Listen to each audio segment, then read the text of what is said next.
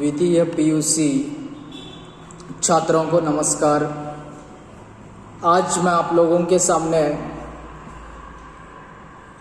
लेखक उपेंद्रनाथ अश्क द्वारा रचित सूखी डाली एकांकी को लेकर चर्चा करूंगा। सूखी डाली एकांकी जो है एक सम्मिलित परिवार को लेकर यहाँ पर चर्चा करते हैं।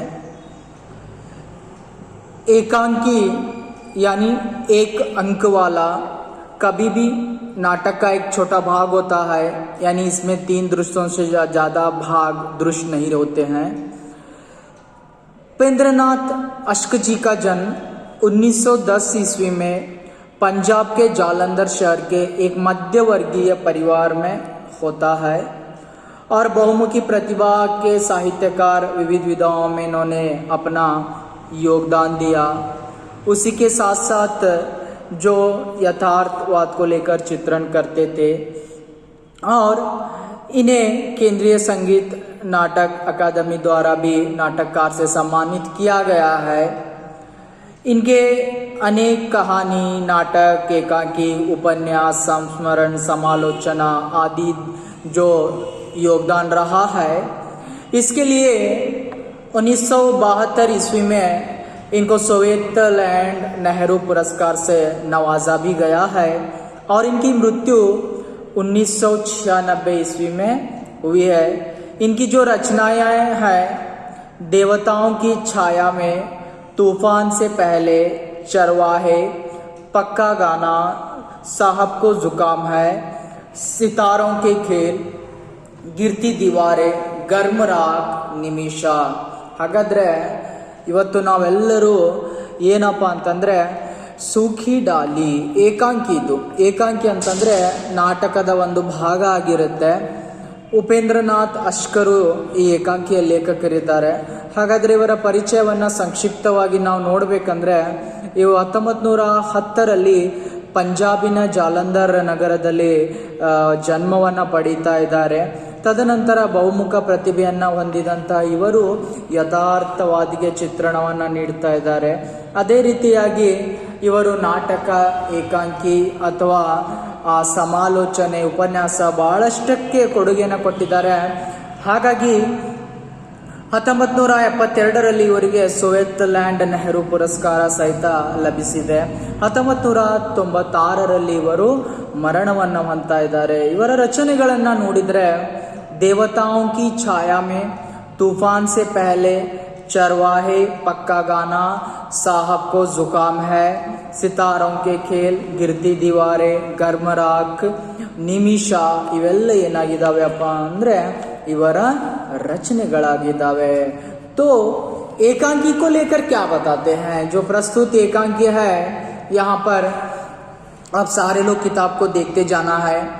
सूखी डाली में एक सम्मिलित परिवार का चित्रण है जो शांतिपूर्वक जीवन व्यतीत कर रहा था तथा जिसकी यह मान्यता थी कि सम्मिलित परिवार एक विशाल वटवृक्ष की हरी भरी ढाली के समान है। इसमें व्यक्ति, परिवार, समाज में व्यापक रूप से व्याप्त आधुनिक संघर्ष और मनोवैज्ञानिक स्थितियों को बड़ी सूक्ष्मता से नियोजित किया गया है। तो इस एकांकी में उपेंद्रनाथ अश्क जी है क्या बताने की कोशिश करते हैं।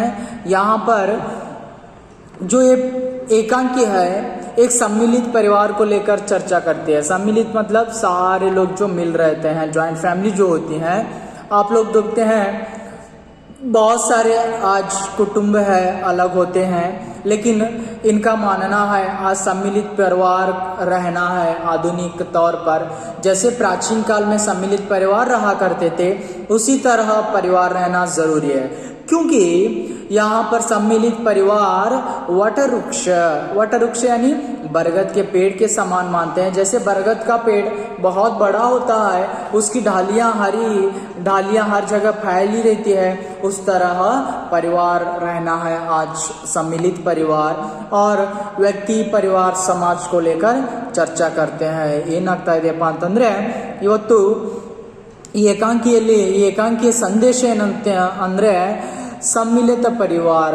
ಹಾಗಾದರೆ ಅವಿಭಕ್ತ ಕುಟುಂಬದ ಬಗ್ಗೆ ಚಿತ್ರಣವನ್ನು ನೀಡ್ತಾ ಇದ್ದಾರೆ। ಅವಿಭಕ್ತ ಕುಟುಂಬ ಅಂದರೆ ಏನು, ಯಾವ ರೀತಿಯಾಗಿ ಅವಿಭಕ್ತ ಕುಟುಂಬ ಇರ್ತಾ ಇದೆ. ಹಾಗಾಗಿ ಅವಿಭಕ್ತ ಕುಟುಂಬ ಇದ್ರೆ ಯಾವುದೇ ಸಮಸ್ಯೆ ಬರೋದಿಲ್ಲ. ಆ ಅವಿಭಕ್ತ ಕುಟುಂಬವನ್ನ ಉಪೇಂದ್ರನಾಥ್ ಅಶ್ಕರ್ ಅವರು ಬರಗದ್ ಕಾ ಪೇಡ್ ಆಲದ ಮರಕ್ಕೆ ಏನ್ ಮಾಡ್ತಾ ಇದ್ದಾರೆ, ಹೋಲಿಸ್ತಾ ಇದ್ದಾರೆ.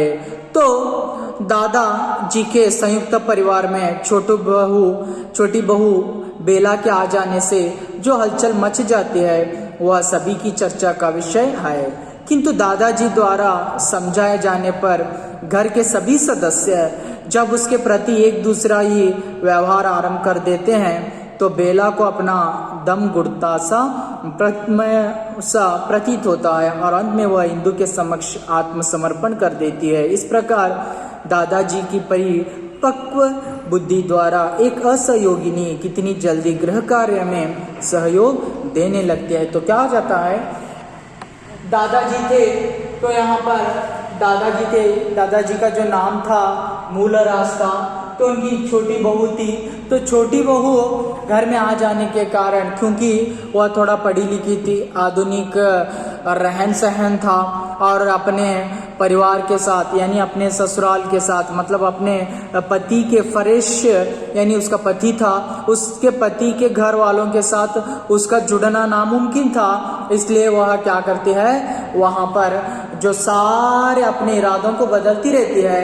लेकिन अंत में क्या हो जाता है, उस टूटते हुए परिवार को दादाजी मूलराज था दादाजी का नाम, तो मूलराज दादाजी जोड़ लेते हैं. और जो बेला है अपनी जो ननद होती है यानी इंदु जो होती है, इंदु के साथ क्या करते हैं, वहां पर फिर से अपने सारी गलतियों को मान लेती है. वो जो परिवार फिर से जुड़ जाता है. एक कहानी की कथा है.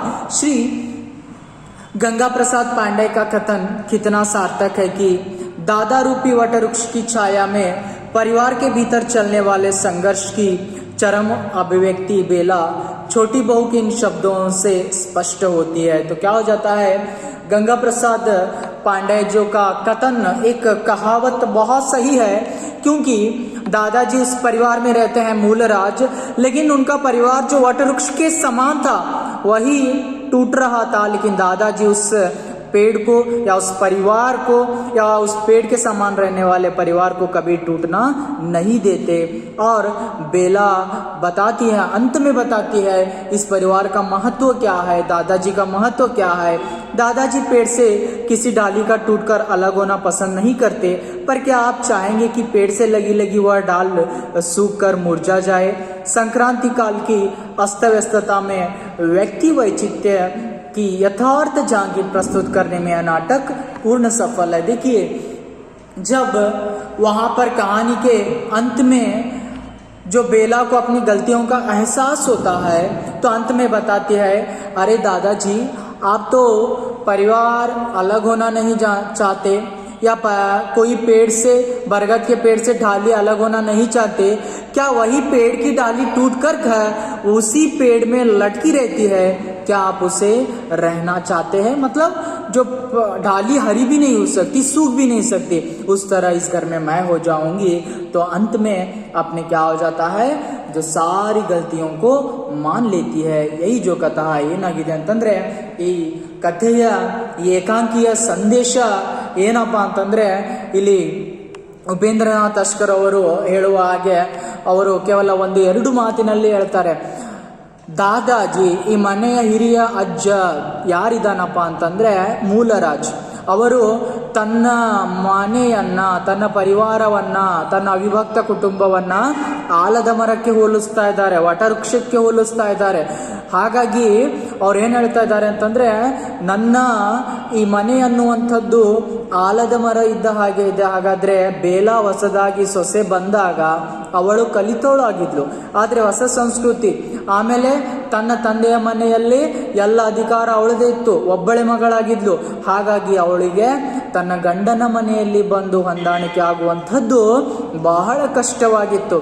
ಹಾಗಾಗಿ ಏನ್ ಮಾಡ್ತಾ ಇದ್ದಾಳೆಪ್ಪ ಅಂತಂದ್ರೆ, ಮನೆಯಲ್ಲಿ ವಾತಾವರಣ, ಮನೆ ದೂರ ಅಥವಾ ಮನೆಯಲ್ಲಿ ಎಲ್ಲರೂ ಬೇರೆ ಬೇರೆ ಆಗುವ ವಾತಾವರಣ ಸೃಷ್ಟಿ ಮಾಡಿಬಿಡ್ತಾಳೆ.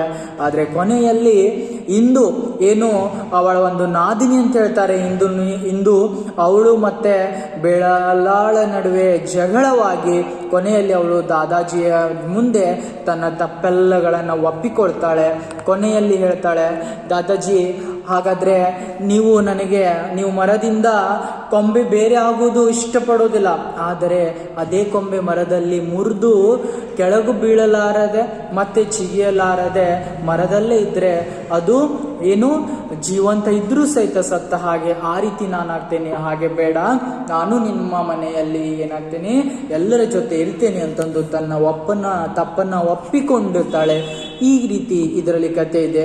ಹಾಗಾದ್ರೆ ನೋಡಿ, ಪಾತ್ರಗಳನ್ನ ನೋಡಿ. जो पुरुष पात्र है यहाँ पर दादाजी है, तो दादाजी का नाम है यहाँ पर मूलराज, और उनका जो बेटा है कर्मचंद, मंझला बेटा यानी दूसरा बेटा है, तो उनका यहाँ पर बेटा जो है कर्मचंद मूल है, और उनका जो पोता है फरेश, एक नायब तहसीलदार था, नया तहसीलदार है, और भाशी, मल्लू, जगदीश, बंसीलाल, ये क्या है, सारे ये भाशी, मल्लू, जगदीश बच्चे हैं. बंसीलाल जो है गली में झगड़ा करने वाला एक गौड़ पात्र आता है यहाँ पर. देखिए, दादाजी है मूलराज, ये जो है घर के यानी यहाँ पर घर के जो बड़े हैं, उसी के साथ कर्मचंद उनका दूसरा बेटा है, मंझला बेटा, फरेश उनका जो पोता है, और बाशी, मल्लू, जगदीश बच्चे हैं, बंसीलाल गली में झगड़े करने वाला. और दादाजी की छोटी बहू है, कौन है, बेला है, फरेश की पत्नी है, और छोटी भाभी है यानी बेला की सास यानी इंदू की माँ. तो फरेश और इंदू भाई बहन है. फरेश और इंदू की जो कौन होती है, माँ कौन होती है, छोटी भाभी होती है, यानी दादाजी की बहू है. और मंझली भाभी है, दूसरी बहू है दादाजी की, और बड़ी भाभी है, ये जो है तीसरी बहू, मंझली बहू और बड़ी बहू. तो यहाँ पर क्या हो गए, देखिए जो सारे दादाजी के ये जो बेटों की बहुएं हैं, कौन, बड़ी बहू, मंझली बहू, छोटी भाभी, मंझली भाभी, बड़ी भाभी, ये तीनों दादाजी के बेटों के जो पत्नियां हैं. और दादाजी के जो पोतों के बड़ी बहू है, और जो क्या है, मंझली बहू है, और छोटी बहू बेला है. तो बेला का पति कौन है, फरेश है. और यहाँ पर घर का काम करने वाली कौन है, रजवा है यानी मिश्रानी है, और पारो है यहाँ पर पास के घर वाली, और माली जो है बंसीलाल और माली, दोनों किसके लिए झगड़ा कर रहे थे, यहाँ पर जो अपने दीवार के लिए, अपने छत के लिए यहाँ पर झगड़ा कर रहे थे. तो क्या हो जाता है यहाँ पर, देखिए इतने जो पात्र है इसमें, और मानव पहला जो दृश्य है इसमें खास तौर पर 3 दृश्य आते हैं. तो पहला दृश्य है मानव प्रगति के इस युग में जब व्यक्तिगत स्वतंत्रता की अराजकता की हद तक महत्व दिया जाता है और तानाशाही को सभ्य समाज में अत्यंत निंदनीय माना जाता है. मूलराज अपने समस्त कुटुंब को एक यूनिट बनाए. तो क्या हो जाता है, तानाशाही, निरंकुश अधिकार, तो निंदना करना. तो क्या हो जाता है, आज हम लोग इस समाज में देखते हैं, आधुनिक तौर पर या प्राचीन काल से ले लो, आज व्यक्तिगत स्वतंत्रता या संविधान में स्वतंत्रता दी गई है, लेकिन फिर भी क्या हो जा रहा है, हर जगह तानाशाही को देखते हैं हम लोग, या प्राचीन काल में भी हम लोग तानाशाही को देखते हैं, और सभ्य समाज में उसे अत्यंत निंदनीय माना जाता है. मूलराज अपने समस्त कुटुंब को एक यूनिट बनाए, उस पर पूर्ण रूप से अपना प्रभुत्व जमाए. देखिए क्या हो गया था, दादाजी मूलराज हो अपने परिवार को समस्त यानी सारे कुटुंब में जमा कर चुके थे, और वह सारे लोगों के साथ रहना चाहते थे, एक यूनिट बना चुके थे, और एक वट पेड़ बरगद के पेड़ के समान वह अटल खड़े हुए थे. ಹಾಗಾದ್ರೆ ನಾವು ಇಲ್ಲಿ ಪ್ರಾಚೀನ ಕಾಲದಿಂದಲೂ ನೋಡ್ತಾ ಇದ್ದೇವೆ ನಿರಂಕುಶ ಅಧಿಕಾರ. ಆದ್ರೆ ಇಲ್ಲಿ ಲೇಖಕರು ನೋಡ್ರಿ ಮೊದಲು ಯಾವ ರೀತಿಯಾಗಿ ಪ್ರಶ್ನೆಯನ್ನ ಮಾಡ್ತಾರೆ ಅಂತಂದ್ರೆ, ಇವತ್ತು ನಾವು ಆ ಸರ್ವಾಧಿಕಾರವನ್ನ ನಿಂದನೆಯನ್ನ ಮಾಡ್ತೀವಿ ಸಮಾಜದಲ್ಲಿ, ಸಭ್ಯ ಸಮಾಜದಲ್ಲಿ. ಆದ್ರೆ ದಾದಾಜಿನೂ ಸಹಿತ ತನ್ನ ಪರಿವಾರದ ಮೇಲೆ ಒಂದು ಹಿಡಿತವನ್ನ ಸಾಧಿಸಿದ್ರು. ಮತ್ತೆ ತನ್ನ ಪರಿವಾರವನ್ನ ಒಂದು ಯೂನಿಟ್ ಒಗ್ಗಟ್ಟನ್ನ ಮಾಡಿಕೊಂಡು ಆಲದ ಮರದ ಹಾಗೆ ಅದನ್ನ ನೋಡ್ತಾ ಇದ್ರು. ಯಾಕಪ್ಪ? ಕಾರಣ ಇಷ್ಟೇ ಆಗಿತ್ತು, ಅವರು ತನ್ನ ಪರಿವಾರದ ಸಂತೋಷವನ್ನ ಅನುಭವಿಸ್ತಾ ಇದ್ರು. ಚಿಸ್ಕಿ लंबी लंबी डालियां उनके आंगन में एक बड़े छाते की भांति धरती को आच्छादित किए हुए. तो देखिए उस क्या हो जाती थी, उसकी जो लंबी लंबी डालियां थी आंगन में छा गई थी. ಹಾಗಾದ್ರೆ ಅವರ ಪರಿವಾರ ಯಾವ ರೀತಿ ಇತ್ತು? ಆಲದ ಮರದ ಇದ್ದ ಹಾಗೆ. ಅದು ಆಲದ ಮರದ ಕೊಂಬೆಗಳು ಎಲ್ಲ ಕಡೆ ಹರಡ್ಬಿಟ್ಟಿದ್ವು. ಯಾವ ರೀತಿಯಾಗಿ ಛತ್ರಿ ಇರುತ್ತೆ, ಛಾವಣಿ ಇರುತ್ತೆ, ಆ ರೀತಿ ಹರಡಿದ್ದು. अगणित घोंसलों को अपने पत्तों में छिपाए वर्षों से तूफानों और आंधियों का सामना किए जा रही थी. जैसे बरगद के पेड़ में जो चिड़िया घोंसला बनाती है और तूफान और आंधियों का सामना करती है, उसी तरह दादाजी के परिवार में भी जो तूफान आंधिया यानी समस्याओं का सामना कर रहे थे. ಯಾವ ರೀತಿಯಾಗಿ ಒಂದು ಆಲದ ಮರದಲ್ಲಿ ಆ ಪಕ್ಷಿಗಳು ಗೂಡನ್ನ ಕಟ್ಟಿ ಎಷ್ಟೋ ವರ್ಷದಿಂದ ಮಳೆ ಇರ್ಬೋದು ಅಥವಾ ಗಾಳಿಗಳ ಒಂದು ಎಲ್ಲ ರೀತಿಯಾಗಿ ಗಾಳಿಯನ್ನ ಮಾರುತವನ್ನ ತಡಿತಾವೆ. ಆ ರೀತಿಯಾಗಿ ಏನಾಗ್ತಾ ಇದೆಪ್ಪ ಅಂತಂದ್ರೆ, ಅವರ ಅಲ್ಲಿನೂ ಸಹಿತ ದಾದಾಜಿ ತನ್ನ ಮನೆಯಲ್ಲಿ ಬರುವಂತ ಎಲ್ಲ ಸಮಸ್ಯೆಗಳನ್ನ ಸಹಿತ ಅವರು ಎಲ್ಲ ರೀತಿಯಿಂದಲೂ ಎದುರಿಸ್ತಾ ಇದ್ರು. ವರ್ಷೋं इस वट की संगति में रहने के कारण दादा वटी की भांति महान दिखाई देते हैं. तो क्या हो जाता था, दादाजी बहुत प्राचीन काल के थे, इसलिए वह हमेशा अपने घर के देखभाल करते थे और महान लगते थे. ಎಷ್ಟೋ ವರ್ಷಗಳಿಂದ ಏನಾಗಿದೆಪ್ಪ ಅಂತಂದ್ರೆ, ದಾದಾಜಿ ಬಹಳ ವರ್ಷಗಳಿಂದನೂ ಸಹಿತ ತನ್ನ ಮನೆಯನ್ನ ನೋಡ್ಕೊಂಡ್ ಬಂದಿದ್ದಾರೆ. ಹಾಗಾಗಿ ಅವರಿಗೆ ಮನೆಯ ಮಹಾನ್ ಅಂತೇಳಿ ಕರೀತಾ ಇದ್ರು.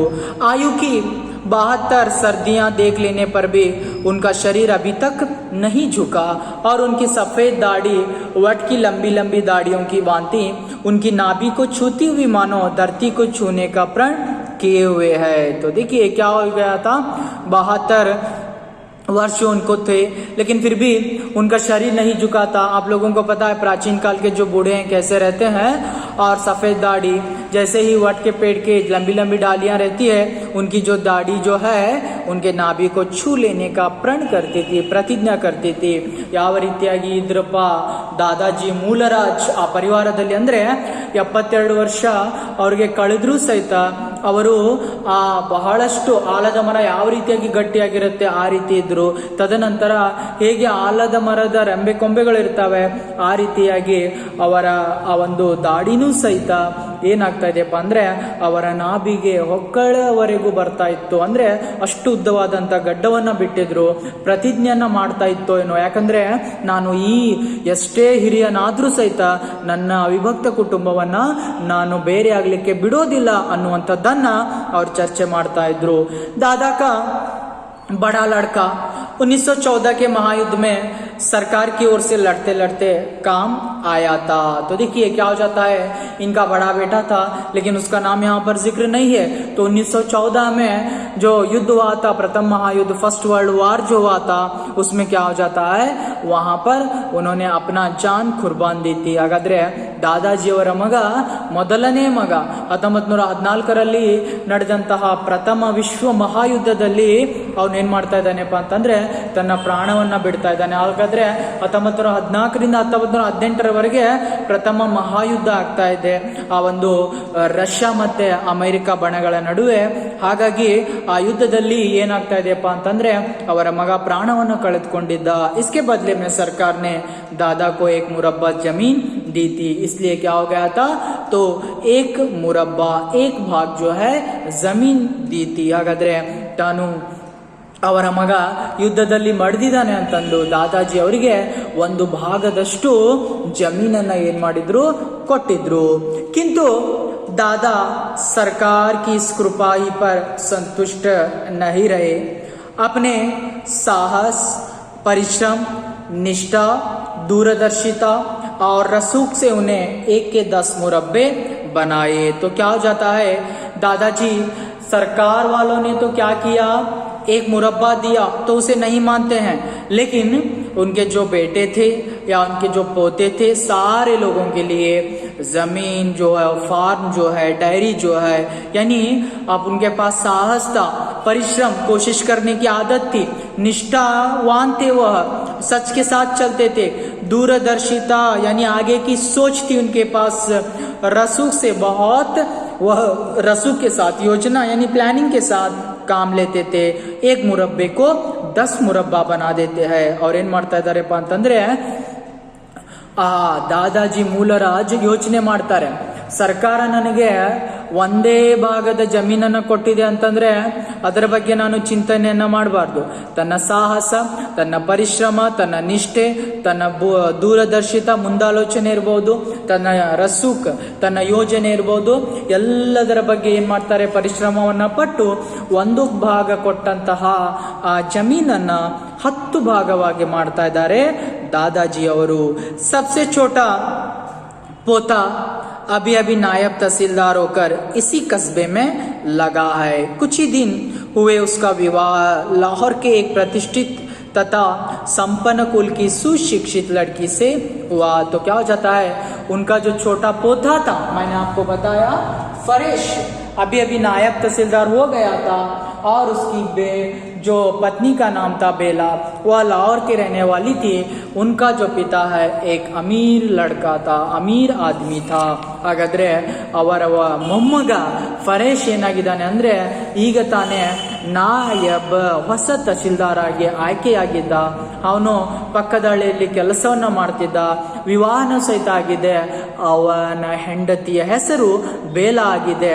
ಬೇಲಾ ಏನ್ ಮಾಡ್ತಾ ಇದ್ದಾಳಪ್ಪ ಅಂತಂದ್ರೆ, ಒಬ್ಬ ಶ್ರೀಮಂತ ಮನೆಯ ಮಗಳು. ಹಾಗಾಗಿ ಅವಳಿಗೆ ಮದುವೆಯನ್ನ ಮಾಡಿಕೊಡ್ತಾರೆ ಫರೇಶನಿಗೆ.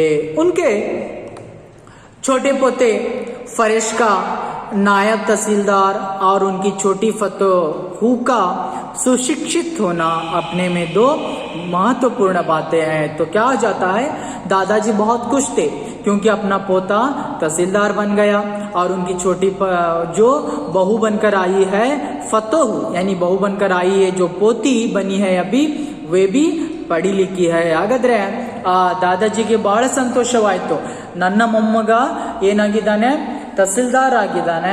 ಅದರ ಜೊತೆಗೆ ಏನಾಗಿದೆಯಪ್ಪ ಅಂತಂದ್ರೆ, ನನ್ನ ಹೊಸದಾಗಿ ಸೊಸೆಯಾಗಿ ಬಂದಂತಹ ಯಾರು ಇವಳು, ನನ್ನ ಮೊಮ್ಮಗಳಾಗಿ ಬಂದಂತಹ ಬೇಲಾನು ಸಹಿತ ಶಿಕ್ಷಣವನ್ನ ಪಡೆದಿದ್ದಾಳೆ ಅಂತೇಳಿ ಬಹಳ ಸಂತೋಷವನ್ನ ದಾದಾಜಿ ಪಡ್ತಾ ಇದ್ರು.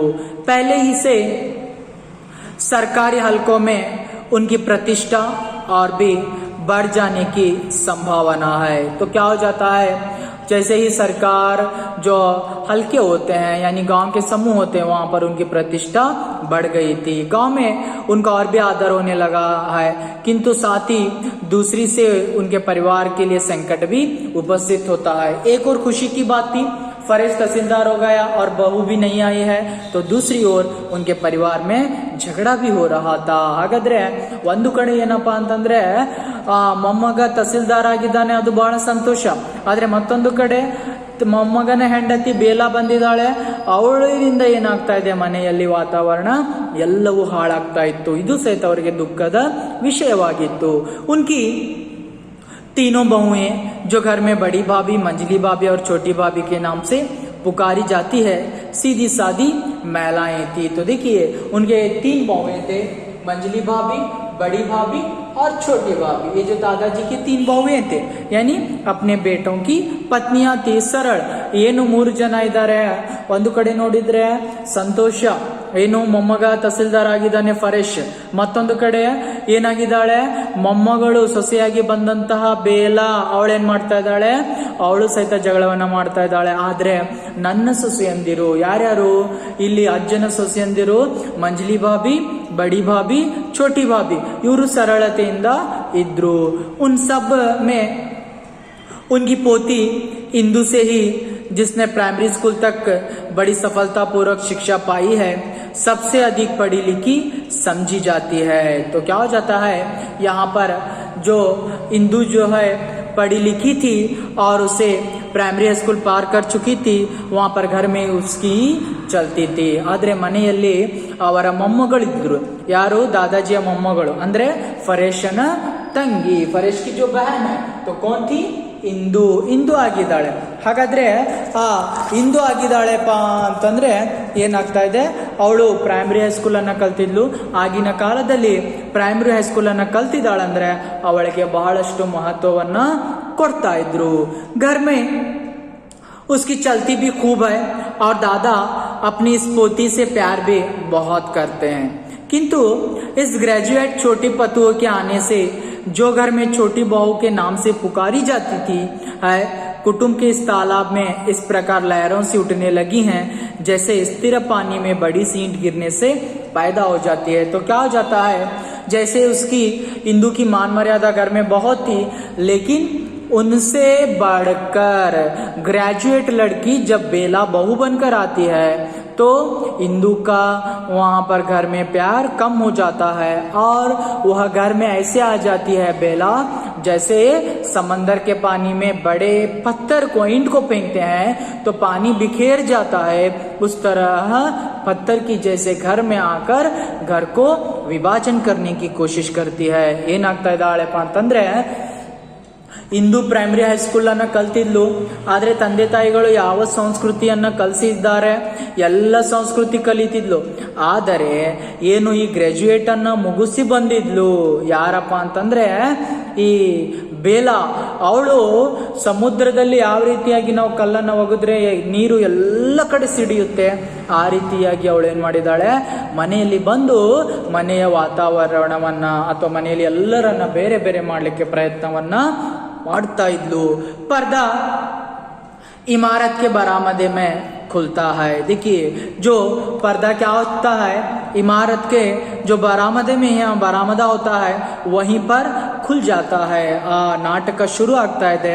ಆ ಪರದೆ ಏನಾಗುತ್ತಪ್ಪ ಅಂತಂದ್ರೆ ಪಡಸಾಲೆಯಲ್ಲಿ ಓಪನ್ ಆಗ್ತಾ ಇದೆ। वास्तव में यह बरामदा घर की स्त्रियों का रानदेव सम्मिलन स्थल है। तो क्या हो जाता है, ये जो बरामदा ऐसा था तो वहां पर सारे जो है स्त्रियां वहां पर बैठते थे। जो बरामदा ऐसा था, रानदेव यानी जो बहुत नजदीक था वहां पर दिया गया है, जो रेंडेक्सिवस मतलब जो बहुत नजदीक था, ಬಹಳಷ್ಟು ಸಮೀಪವಾದಂತ ಸ್ಥಳ ಇತ್ತು, ಅಲ್ಲಿ ಎಲ್ಲರೂ ಕೂತ್ಕೊಂಡಿದ್ರು। क्या क्या करते थे काम, दिन भर इसमें कोलाहल मचा रहता है। कभी घर की स्त्रियां यहाँ धूप लेती थी तो कोई धूप सेकता था। ಅಂದ್ರೆ ಏನ್ ಮಾಡ್ತಾ ಇದ್ರು, ಪಡಸಾಲೆಯಲ್ಲಿ ಹೆಣ್ಮಕ್ಳು ಕುತ್ಕೊಂಡು ಆ ಮನೆಯಲ್ಲಿ ಕೆಲವೊಬ್ರು ಬಿಸಿಲನ್ನ ಕಾಯ್ತಾ ಇದ್ರು। ಕವಿ ಚರ್ಕೆ ಕಾತೀತಿ, ಕೆಲವೊಬ್ರು ಚರ್ಕೆ ನೂಲುವ ಕೆಲಸವನ್ನ, ಕವಿ ಗಪ್ಪೆ ಉಡಾತಿ ಥಿ, ಕೆಲವೊಬ್ರು ಹರಟೆ ಹೊಡಿತಾ ಇದ್ರು, ಕವಿ ಲಡ್ತಿ झगड़ती है ಮತ್ತೆ ಕೆಲವೊಂದು ತಮಾಷೆಗೆ ಜಗಳವನ್ನ ಆಡ್ತಾ ಇದ್ರು। कुछ न हो तो ಸ್ನಾನಾಗಾರ में पड़े कपड़े धोया करती है, ಕೆಲವೊಬ್ರು ಆ ಬಾತ್ರೂಮ್ ಅಲ್ಲಿ ಬಿದ್ದಂತ ಬಟ್ಟೆಗಳನ್ನ ತೊಳಿತಾ ಇದ್ರು। यह स्नानागार बाहर के अहाते में है, दाई दीवार के कोने में जो दरवाजा बंद है उसके साथ ही बाहर को। तो देखिए क्या हो जाता है, एक अहाता है यानी 4 दीवारों का, तो वहां पर दाईं ओर ये जो क्या हो गया था, जो दरवाजा ओके पास ಸ್ನಾನಾಗಾರ था, ಏನು ಒಂದು ಅಹಾತೆ 4 ಗೋಡೆಯ ಮಧ್ಯೆ ಒಂದು ಬಲಗಡೆಗೆ दाईं ओर ಬಲಗಡೆಗೆ ಏನಾಗಿದೆಪ್ಪ ಅಂತಂದ್ರೆ बाथरूम ಇದೆ। रसोई आदि से निबटकर दोपहर के बाद घर की 2-4 स्त्रियां प्रायः रोज वहां कपड़े धोया करती है और निरंतर धप धप की ध्वनि इस बरामदे में गूंजा करती है। तो स्त्रियां क्या करते थे, सारे लोग अपने काम को निबट कर वहां पर काम करते थे। तो दोपहर के बाद ಕಪಡೆ ಧೋನೆ ಕಿ ಆವಾಜ್ ಸುನಾಯಿ ದೇತಿ ತಿ. ಹಾಗಾದ್ರೆ ಎಲ್ಲ ಹೆಣ್ಣು ಮಕ್ಕಳು ಏನ್ ಮಾಡ್ತಿದ್ರಪ್ಪ ಅಂತಂದ್ರೆ ಅಲ್ಲಿ ಕೆಲಸವನ್ನ ಮಾಡ್ತಾ ಇದ್ರು. ಹಾಗಾಗಿ ಆ ತನ್ನ ಕೆಲಸ ಮುಗಿದ ನಂತರ ಏನಾಗ್ತಾ ಇತ್ತಪ್ಪ ಅಂತಂದ್ರೆ ಅಲ್ಲಿ ಎಲ್ಲ ರೀತಿಯ ಬಟ್ಟೆಗಳನ್ನ ತೊಳೆಯಲಿಕ್ಕೆ ಆ ಹೆಣ್ಣು ಮಕ್ಕಳು ಪ್ರಯತ್ನವನ್ನ ಮಾಡ್ತಾ ಇದ್ರು. ಈ ರೀತಿಯಾಗಿ ಆ ಏನು ದಾದಾಜಿಯ ಪರಿವಾರ ಅಥವಾ ಪರಿವಾರದ ಪರಿಚಯವನ್ನ ಅವರು ನೀಡ್ತಾ ಇದ್ರು. सामने दीवार के बाएं कोने में छोटी सी गैलरी है जिसमें दोनों ओर आमने सामने पहले मंझली बहू और बड़ी बहू के कमरे हैं और जिनकी खिड़कियां बरामदे में खुलती है. तो देखिए क्या हो जाता है, जो सामने जो दीवार है वहां पर कोना है, वहां पर भी छोटी सी जो गैलरी है और आमने सामने मंझली बहू और बड़ी बहू की भी ಕಮ್ರೆ ಹೈ. ಅಲ್ಲಿ ಏನಾಗ್ತಾ ಇದೆಯಪ್ಪ ಅಂತಂದ್ರೆ ಮುಂದೆ ಗೋಡೆ ಇದೆ, ಆ ಗೋಡೆಯ ಎಡಗಡೆಗೆ ಗ್ಯಾಲರಿ ಇದೆ, ಆ ಗ್ಯಾಲರಿಯ ಮುಂದೆ ಏನು ದೊಡ್ಡ ಸೊಸೆ ಇರ್ಬೋದು ಅಥವಾ ನಡುವಿನ ಮಂಜಲಿ ಸೊಸೆ ಇರ್ಬೋದು ಅವರಿಬ್ಬರ ಮತ್ತೆ ಮಂಜಲಿ ಭಾಬಿ ಬಡಿ ಭಾಬಿ ಅವರ ಕೊಠಡಿಗಳಿದ್ದಾವೆ. छोटी भाभी जो इंदू की माँ और छोटी बहू बेला की सास है उनका कमरा दाई हो रहा है. ಹಾಗಾದ್ರೆ ಅವರ ದಾದಾಜಿ ಮೂಲರಾಜ್ ಅವರ ಸಣ್ಣ ಸೊಸೆಯ ಒಂದು ಕೊಠಡಿ ಏನಾಗಿದೆ ಅಂದ್ರೆ ಅಲ್ಲಿ ಬಲಗಡೆಗೆ ಇದೆ. छोटी बहू का कमरा ऊपर की छत पर है और बाई दीवार की सीढ़ियां बनी है जो ऊपर को जाती है. तो क्या हो जाता है, छोटी बहू बेला का कमरा जो ऊपर है उसे ऊपर चढ़ना पड़ता है. ಏನಾಗಿದೆ, ಆ ಸಣ್ಣ ಬೇಲ ಇದ್ದಾಳೆ ಸಣ್ಣ ಸೊಸೆ, ಅವಳ ಒಂದು ಕೊಠಡಿ ಏನಾಗಿದೆಪ್ಪ ಅಂತಂದ್ರೆ ಮೇಲೆ ಹೋಗ್ಲಿಕ್ಕೆ ಇದೆ. ಈ ರೀತಿಯಾಗಿ ಈ ಪರಿವಾರದ ಒಂದು ಸಂಕ್ಷಿಪ್ತ ಪರಿವಾರ ಪರಿಚಯ ಕೊಟ್ಟಿದ್ದಾರೆ ಉಪೇಂದ್ರನಾಥ್ ಅಶ್ಕರ್ ಅವರು.